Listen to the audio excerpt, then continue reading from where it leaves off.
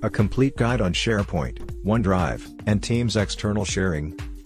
What is meant by external file sharing? Microsoft 365 enables external content access for non-organization members. Access is given two ways: share content anonymously or with external user verification. SharePoint external sharing. External sharing is on by default for your SharePoint environment.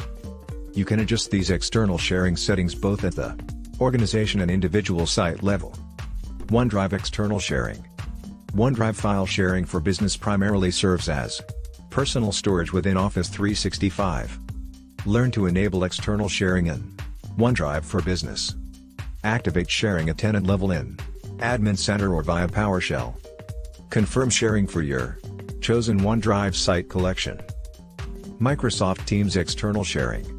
In Microsoft Teams, sharing files externally involves granting guest access, and it's important to set up this process securely.